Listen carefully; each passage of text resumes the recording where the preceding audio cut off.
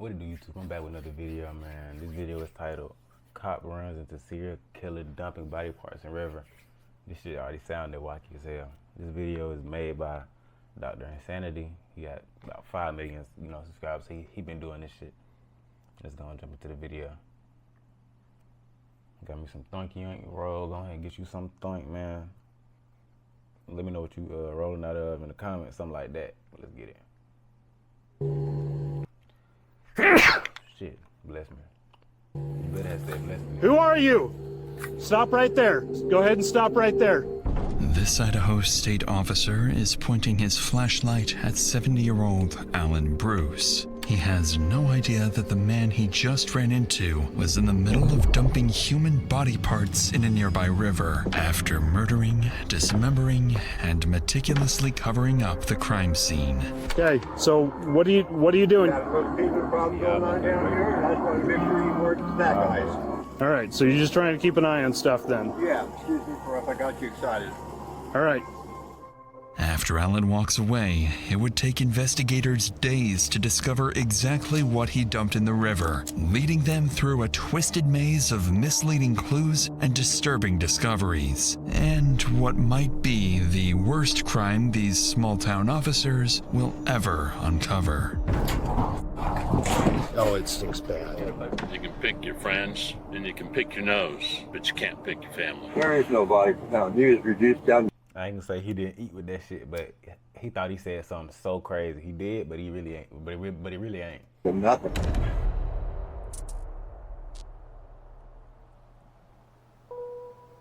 It's a routine late spring in central Idaho. Tucked deep within its mountains sits the remote town of Chalice, a place surrounded on all sides by rugged terrain and long stretches of wilderness. And at the center of it all runs the Salmon River, better known as the River of No Return. The small town of Chalice is home to fewer than 1,000 residents. Crime rates here are remarkably low, and serious violent homicides are unheard of. But that's about to change, because a heinous crime happened somewhere in this town, and what's left of it now is in the Salmon River, waiting to be found.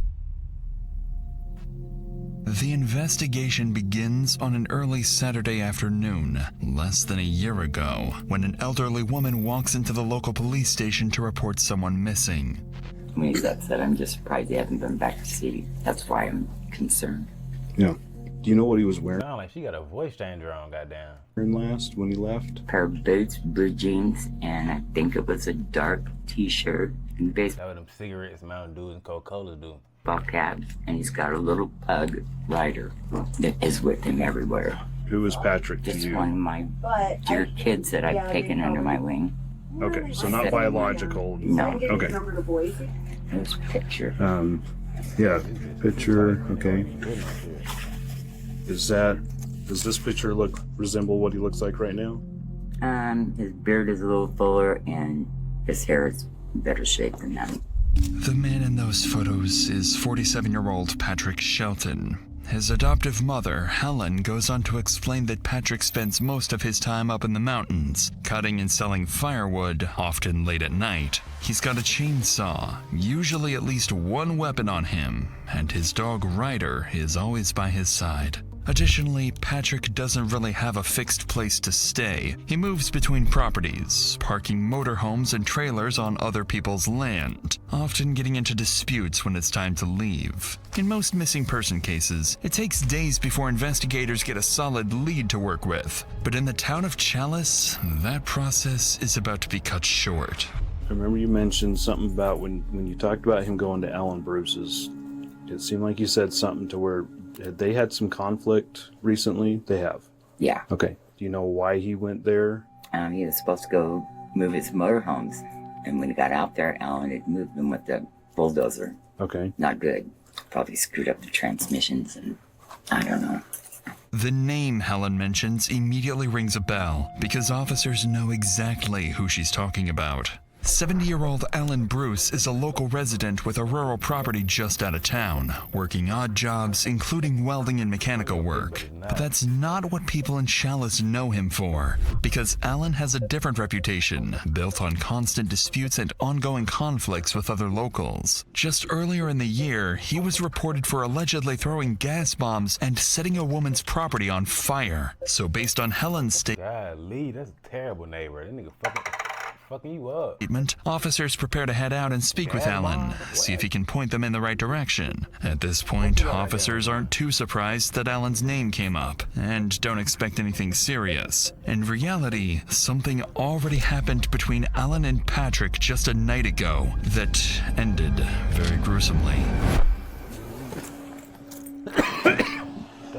While officers are on their way to question him, Alan is still in the middle of covering things up. In just a few seconds, a deputy pulls up to his property. Hey, Alan. How's it going? One thing after another? Hey, I was just coming to chat with you. We had a report that no one knows where Pat is right now. Yeah, they don't. Okay. And I just wanted to touch bases with you because I know you got the stuff off your property, but he was going to come by to pick it up, right? Yeah, Did you ever see him on that? I did. Okay. They came by here. He was unhappy, very unhappy. Okay, but it was just all kind of verbal argument or something, or he was just, okay. And he went and got his stuff then, or? Well, he still has some stuff here. He said he would want to go cut some wood. He needs some money. So he's probably out somewhere out there. Maybe broke down, I don't know. I'm just trying to create a timeline so I know who last saw him. So when was that he showed up here? 2 nights ago. 2 nights ago? 3 nights ago? Let's see, Can't what is remember. Thursday night? Okay. In the middle of the conversation, the deputy notices something off about Alan's demeanor. His responses are short, controlled, almost rehearsed. But as the deputy continues asking questions, things start to feel even more strange. And then, did he hang around here long, or did he just go right over? Back and forth. Back and forth? Coming back onto the property? Yeah. Does he still stab stuff here then? He does. Oh, I didn't okay. get it all off. Oh, okay. Like that shed, that wooden shed is his. Yeah. Uh-huh. Oh, okay. The tires in it. And you can see there's a pickup rack just over that board. Oh, just the steel there Yeah, the poking steel- up? steel Oh, that's okay. his. Okay. So That wooden rack over there in the back of trackers, like that. okay, Tires. just kind of bunch of crap laying around. Right. Okay. So he got some of it though? Yeah. Do you know where he was taking it to? Taking it down to his motorhomes. Oh, where are his motorhomes? Right here, you walk over there and you see. Okay. Oh, there? There's his Ram Charger and another one's in front.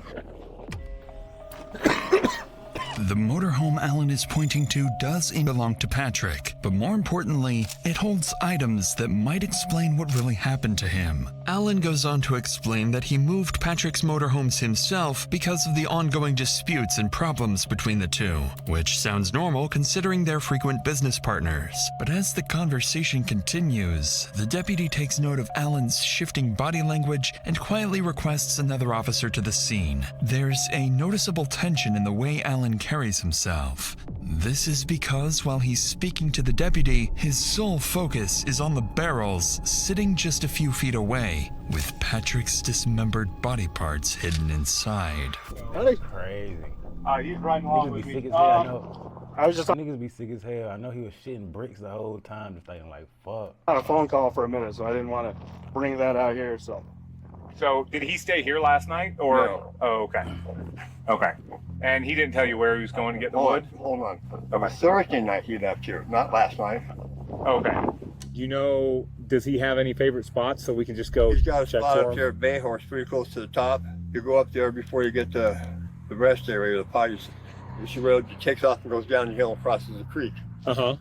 Way back up in there is a favorite wood cutting spot for him. Oh, okay. Okay. Is that the only one you know about? It's the only one he took me to. Oh, okay. You may be the last person that saw him because he would have then gone up there that night potentially? Yeah. Oh, okay.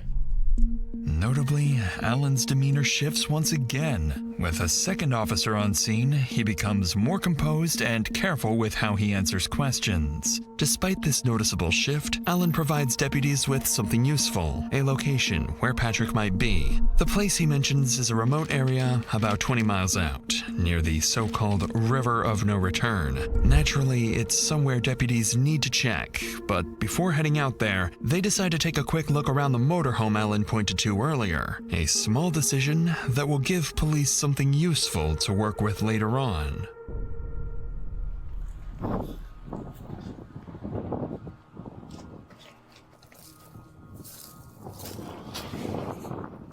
The doors are ratchet strapped closed. I'm still not understanding why the fuck he ain't take the extra precautions. He already out there, so it's gonna take hella time for, you know, shit to go on. He should have been had this shit sold up. Looks like it's cut.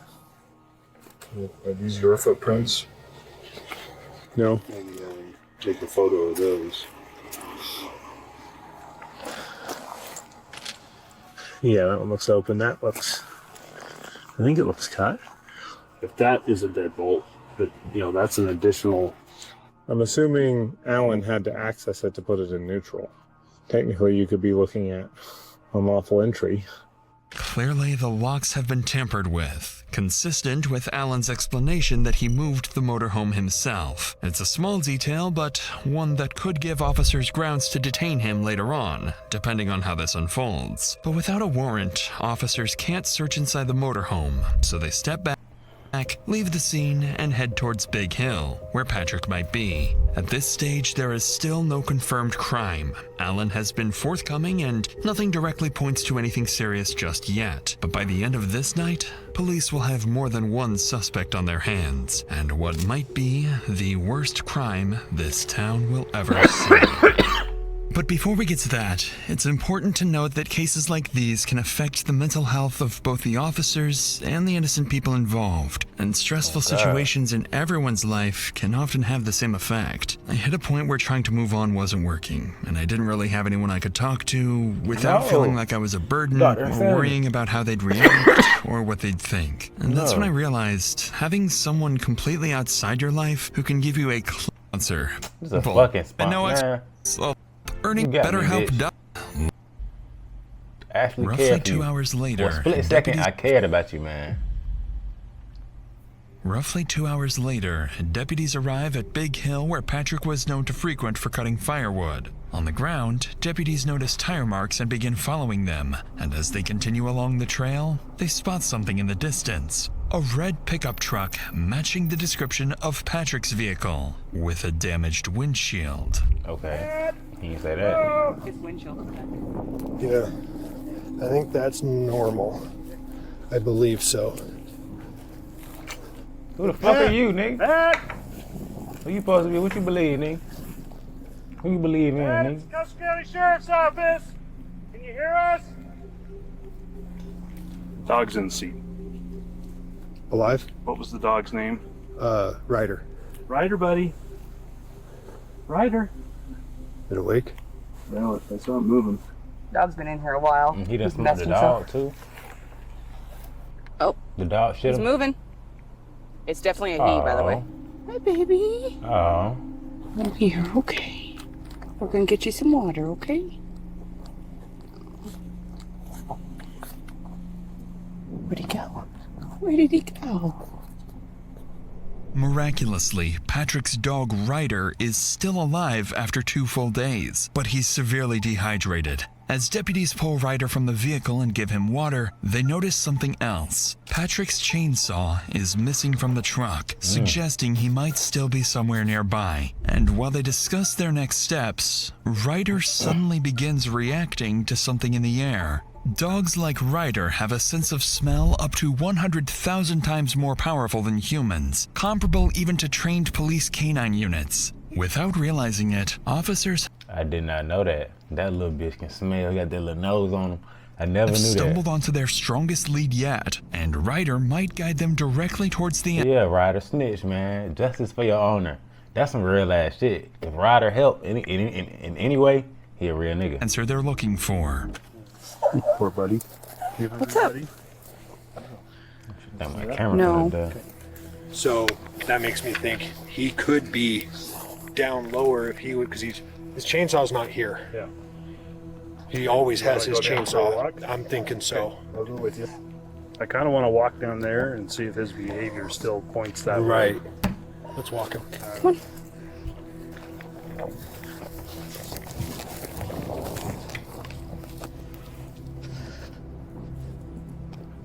Go find him, Ryder. Dude, you gotta give me a break. Go find him, Ryder. You got You it. can't go down that.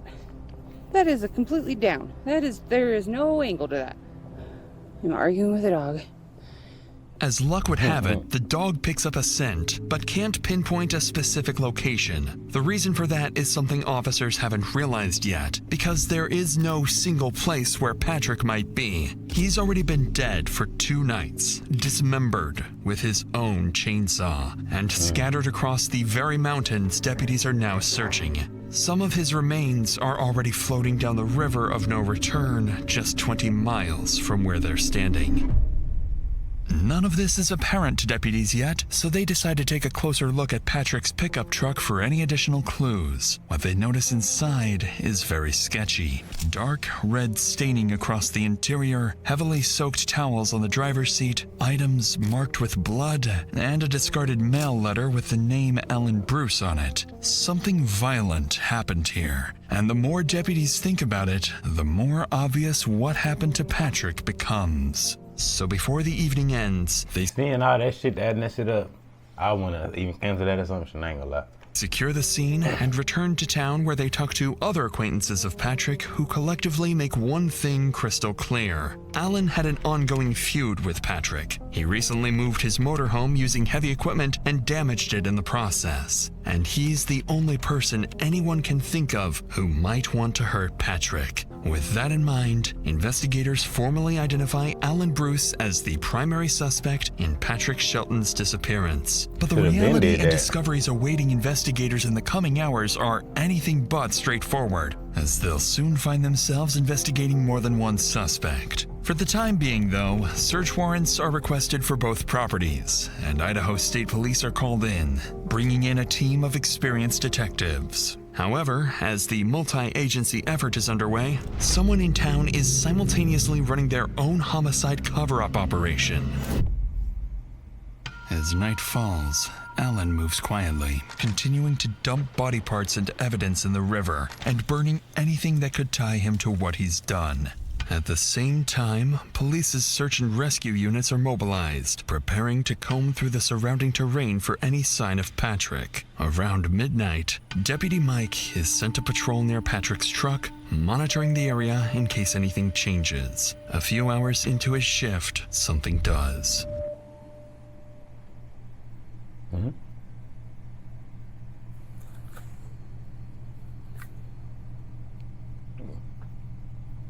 Who are you? Stop right there. Just go ahead and stop right there. Dumbass, he gave up. He didn't wanna walk through all them bricks. He already he wanna do all that shit. He already knew. What up, bro? Camera, flash, all that shit. Let's rock out. So what are you coming out here for? Walking out the bushes as if it's cool. Hi there, Patrick Shelton. That's his stuff. I kind of looking after a little bit. Okay. Car down here, and I come down here to investigate. See if someone's ripping him off. Okay. I didn't know it was you guys. Okay, well, I turned my lights on, and, He overly anxious. He can't talk. He's stumbling over his words. Yeah, he did that shit. you still were shining your light at me. Yeah, you had your lights on me. I couldn't see where I was going. Okay, I'm saying I turned my red and blue lights on, Yeah. and you were still spotlighting me, and then I instructed you to turn it off. I don't like lights in my eyes about as much as you don't. You know, you had yours and mine, so I guess we're even. No, it's not even. Okay, so what are you doing? You're just keeping an eye on. Patrick Shelton. Okay. Got a little fever problem going on down here, and I just want to make sure you weren't that guys. You having a little what What? problem? Thieving. What? Thievery. Thievery. Okay. Talk to Ethan Kelly about that. He'll tell you. Okay. All right, so you're just trying to keep an eye on stuff then. Yeah, make sure nobody's ripping shit off down here. Okay. So, excuse me for if I got you excited. All right. 270, 240. We can calm down. On code 4. Out here, in complete darkness, Alan Bruce suddenly appears. Nothing about this encounter adds up, because at this point, Alan isn't just the last person to see Patrick alive. He's been in a dispute with him, moved his motorhome after he disappeared, and now he's out here in the middle of the night claiming he's checking on Patrick's property and protecting it from theft. In reality, he came here to finish what he started, to destroy evidence he didn't have time to deal with earlier when deputies interrupted him.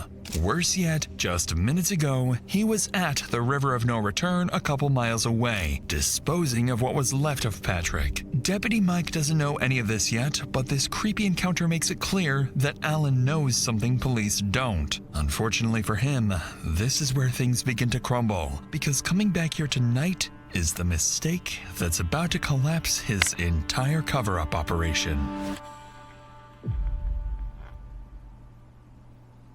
In the early hours of the following morning, investigators used the overnight developments and the encounter with Alan to accelerate the approval of search warrants. With everything they've seen so far, it's clear Alan knows something they don't, and they need to find out what.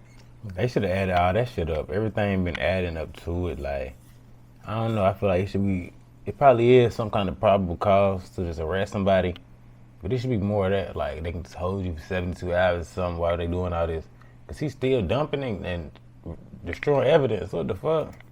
That is. To do that, they put a plan in motion. First, get Alan off the property, search it, and if any hard evidence is found, bring him back and confront him with it. So while detectives get the search warrants approved, one deputy is sent to Alan's property with a simple objective: get Alan into the car and keep him away from the property to avoid destruction of any evidence. Alan, on the other hand, believes he's already taken care of all the incriminating evidence and that there's nothing left to find. When Deputy Kelly arrives at the lot, Alan has no clue how quickly his entire cover-up plot will come crashing down on him. Dumbass. Hey, Alan. Dumbass thought he got How's it over. going? I didn't even see his egg glass. Hopefully your day's a little better than when I last ran into you. You said everything was, well, your truck's still broken down, I guess, so maybe that's not the case. Doing all right? You can just hop in the front there. Sure hope he turns up. He's got unfinished business. Yeah, he's still got stuff on your property too to get off too, huh? So I mean, y'all were getting along for a while there, but then what happened there even? He just started accusing you of stuff, or? Yeah. And there was nothing I could say to convince him that wasn't. Well, I appreciate you being available to just chat with them a bit more. They're the professionals. They've got. If you stealing shit, this nigga won't get off your land. That's an even fucking trade. Just keep finessing his goofy ass. Got questions I probably didn't ask you.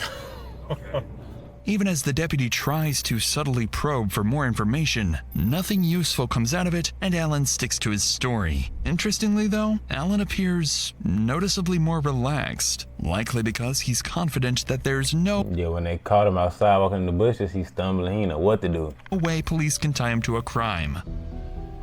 Roughly 30 minutes later, deputies and detectives arrive at the property. While Alan waits inside his car, the discovery of the evidence he failed to cover up starts with Patrick's motorhome.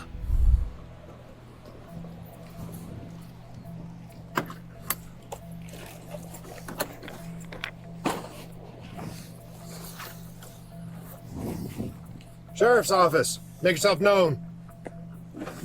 Ooh, he got that Smith and Wesson. Yeah, that Smitty.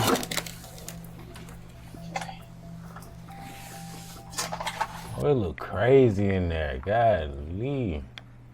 Damn, Pat. I hope dude did it. This is. Got a gun case?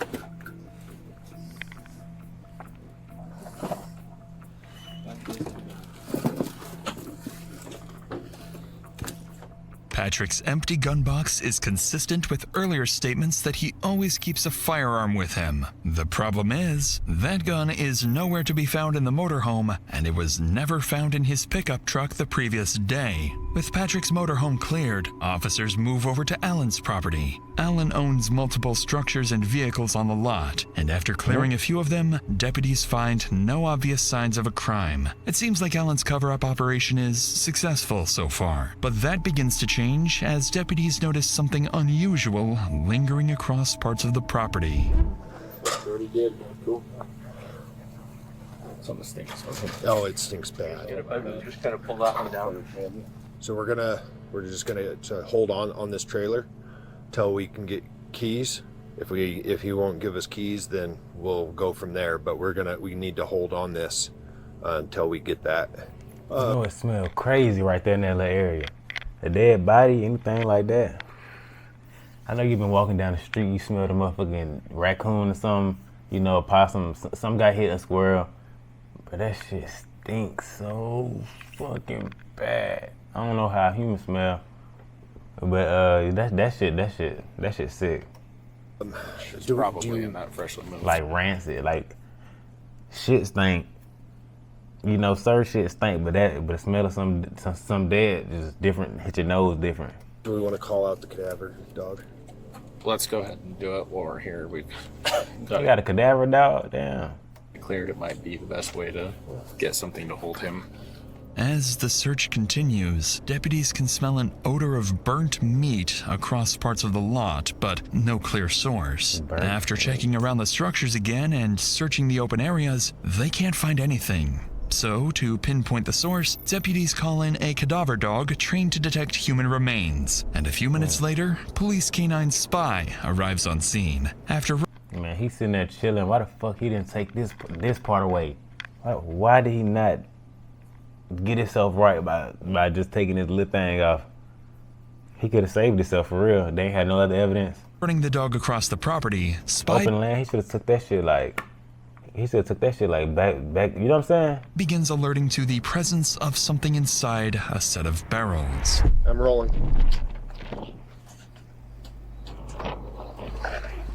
Cleaned out.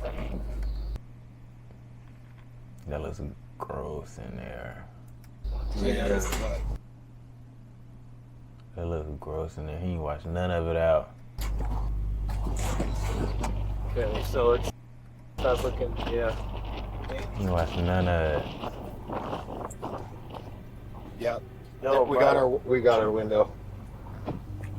Gonna burn moth. Ah. Latex gloves, windows. And doggy treats. I'm gonna get a backed up picture. Doggy treats for the dog. He took the doggy treats. Niggas. Inside the barrel, officers begin to uncover what Alan tried to hide. Broken window glass of a car consistent with a bullet impact, latex gloves, and traces of blood on the filter of a vacuum cleaner. After searching other barrels, officers find night vision binoculars, Patrick's baseball cap marked with blood, and most concerning of all, bone fragments and suspected human remains on multiple pieces of clothing. Additional items are recovered as well, including ammunition and magazines, but no firearms, suggesting the weapons may have been moved or hidden somewhere else. Among the findings, he hid them bitch. He probably took them hoes. Acres, miles out. Detectives note the missing firearms, the lack of any intact remains, and the speed at which the scene appears to have been cleaned. Something particularly... He didn't clean it for real. He really bullshitted. Particularly peculiar, leading them to consider that Alan may not have acted alone. After these discoveries, Alan's property is officially treated as a crime scene. The area is secured and forensic examiners are called in to process the evidence. Detectives now have the hard evidence they need to confront Alan, but while they prepare to do so, an unexpected development happens when Alan's younger brother Larry suddenly shows up at the scene. Hours earlier, police received an oddly timed phone call from him, claiming that if anything happened to Patrick, it was his own fault. Not only that, Larry made a... Why the fuck did you call? This dumbass nigga just put himself in the mix. If he would have shut the fuck up. Additional statements about Patrick that led detectives to question whether they might be dealing with a second suspect. He's been stealing shit of my brother's, and he said Pat's threatened him and waved a big-ass gun at him. Somebody else said that he's a straight-up thief. Shelton's an opportunist. He's going to take advantage of anything that he can, if he thinks he can get away with it. Right. Okay, so he was kind of concerned Patrick might do something stupid, use a gun or something. Concerned Pat's going to kill him, Right. On the call, Larry made it clear that Patrick was the aggressor and the one who had been threatening Alan, leading investigators to suspect he might know more than what he shared on the phone. So naturally, their suspicions rise when he arrives at the search warrant scene unannounced. Once detectives begin speaking with him, Larry seems confident he can prove that Patrick was the problem. Howdy. How's it going? And you are? I'm Alan's brother. Okay, I'm Sergeant Tuttle with the State Police. So obviously, your brother got himself in a lot of trouble. That's what it sounds like. It's starting to rain. You want to go in the trailer? We can go sit in the trailer where we're not getting rained on. You said that Shelton, is that the guy's name? Patrick Shelton, yeah. Okay. And he was threatening your brother, right? Right. And so is that something your brother told you, or do you have other knowledge of that? That's something my brother told me. My brother said, hey, he pulled a pistol and waved it in my face and threatened me. And how long ago did your brother tell you that? About a week? That was probably about 2 weeks ago. Okay. If somebody was waving a gun at me, I'd probably be, wanting to have something to defend myself too, Right. But, my brother had been asking Shelton to move for months. Okay.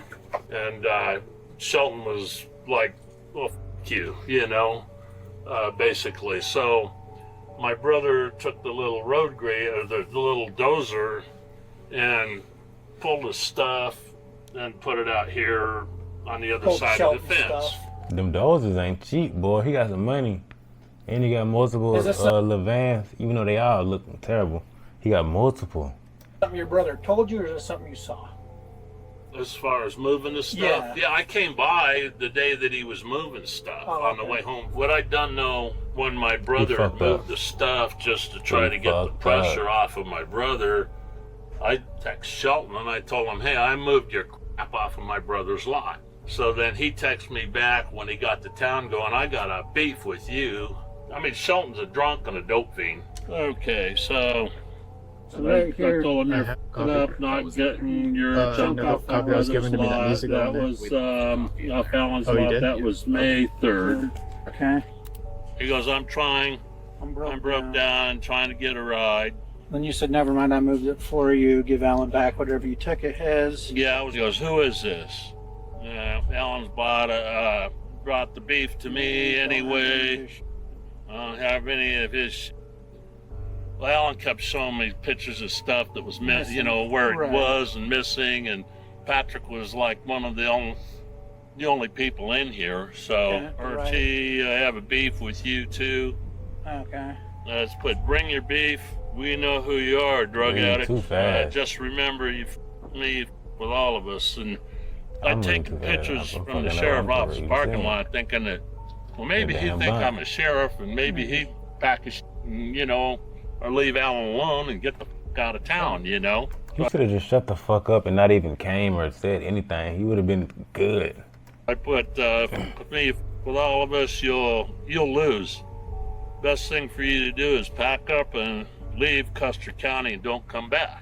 Alan's brother goes on to pull up additional messages between him and Patrick. The messages he shares show the feud escalating over time, primarily over Patrick refusing to move his property off the land and accusations that he'd been stealing from Alan. As detectives read through them, it becomes clear that Alan's brother wasn't just aware of the conflict, he was involved in it at some point. This only adds to investigators' suspicions, so instead of continuing to circle around it, the detective says exactly what he's thinking.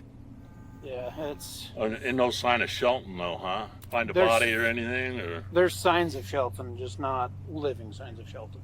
One of the things I'm trying to wrap my head around is, I'm like, how did he do that by himself? He's not a very big guy. Like, how would he move things around without somebody helping him? Like, if he... Let's just say that if he shot Shelton and took him somewhere and dumped his body, who would he call to help him?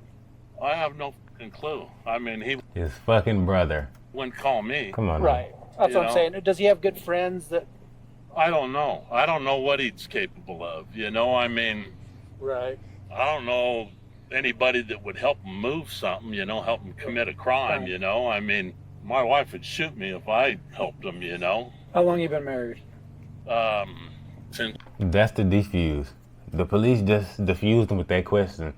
Like, that little laugh was fake too, he did, but he just defused the whole thing. Make it seem like he's not really pro with them, like friends, jokes. It's not that. 2016. Yeah, she murdered you. 9 years. Last night she's like going, well, this and that, you know, and what if it was Alan? What if he comes and kills us in our sleep, you know?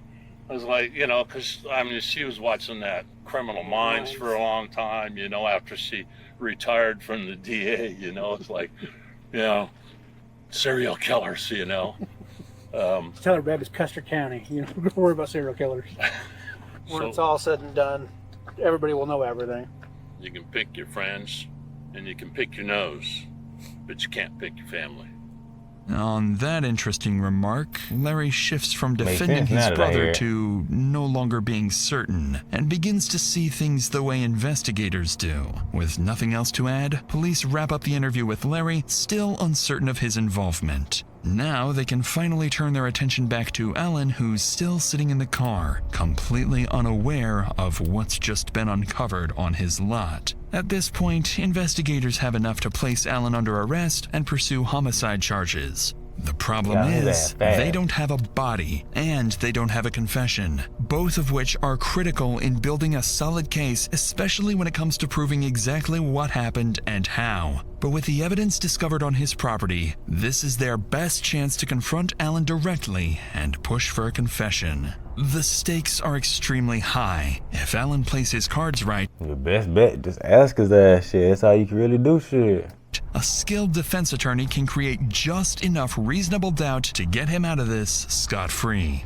We've got a cadaver dog hitting on other spots on the property that have bone fragments. And the only thing that dog is trained to hit on is dead humans. You know, there was only 2 people here that night, you and him. Right? There's nobody else that I can talk to. Cadaver dog. Can't find him. And That's if you crazy. didn't do it and somebody else did, can you point me in the right direction? I can't do that. I don't know anybody else is out here. No, that's like I said, I don't either. Even after hearing this, Alan continues his denial. But this is exactly why investigators brought him back to the property. It's a part of a strategy known as crime scene exposure. Experienced detectives use this technique to confront suspects with something directly tied to the crime, like the scene itself or key pieces of evidence. This creates psychological pressure, making it harder to maintain a lie, and often triggering unexpected reactions or slips in their story. So take notes. This is policing 101. They're literally teaching you the way they think and their tactics. Investigators take Alan out of the car and bring him back to the center of the lot. First thing you should be saying is lawyer. Back to the very place where everything likely happened, to see if he will finally break. Well, we want to be able to tell the prosecutor you helped us every which way you could. I can protect my case and go to prison for the rest of my life. What? I don't know. I can't tell you what the prosecutor. I gotta go to the jury trial now. You don't have to go through nothing right now. Yeah. So the way it works here is he doesn't feel like we should let you stay free, right? So we're still going to continue to investigate this case with your help or without your help. We're still going to dig through. Yeah. But there's still some things that like concern me, like, and I don't know if you were asking about like who drove the truck up in the mountains. He a dirty ass little nigga. Well, old nigga, but he a dirty ass nigga. Like, I could see most of his clothes you got like brown, like right in the same spot. Like, this is a bad fit. Like, he ain't get no hugs. Fuck nah, that ain't it. Nobody out here getting hugs between any of the, you know. But it just. Nobody drove it. I towed it up there. Oh, you towed it up there? Yeah. Okay. With which vehicle? My dog. Okay. Patrol barn and towed it up here. Oh, okay. What'd you do with the dog? Left it in the truck. I was in dispatcher, but I figured, nah, just leave the truck. Maybe a little bit more. Yeah. The dog didn't know. I didn't want to kill it. He exposed too much. Yeah. Yeah, didn't do nothing. Yeah. So I mean, we're in a rock and a hard place right now, right? It's where we've been all day. It's where we're going to continue to be until we can completely wrap this up and figure out what the hell actually happened. Well, before you take his deal, I'd like to lock on this up. Okay. Well, yeah, we're not going to leave this Yeah, we unsecured. won't leave it like that, I mean, man. we'll lock it all up and bring you the keys. Close the gate, whatever. Don't Yeah. But didn't call. I'm in trouble. Well, that's part of it, but you also destroyed some evidence. What did you do? I don't know. I've never been in that situation. Alan. Dude, come on. Did you burn a body? Come on. Yeah, I did.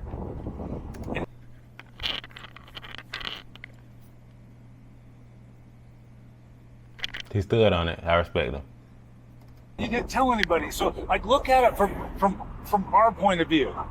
You know, we do the right thing for Patrick's family. You know what I mean? We gotta try to find that body. You know, we gotta do the right thing for his family. There is no body found. He was reduced down to nothing. Nothing. Did you chop him up?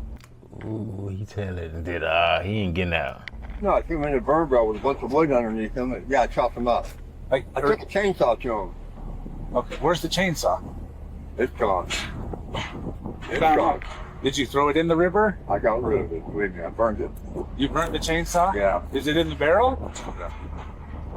And I've never chainsawed a body, but I think there would be like blood and skin and gristle and stuff, you know. Yeah, it was ugly. And so, like, where's that at? How did you clean that up? Took a shovel and rake, ripped up everything I could, walked it down with a hose and put Clorox on it. And he ain't do shit for real. He did the bare minimum. Guy, he out there in the woods thinking he would have, got off or something.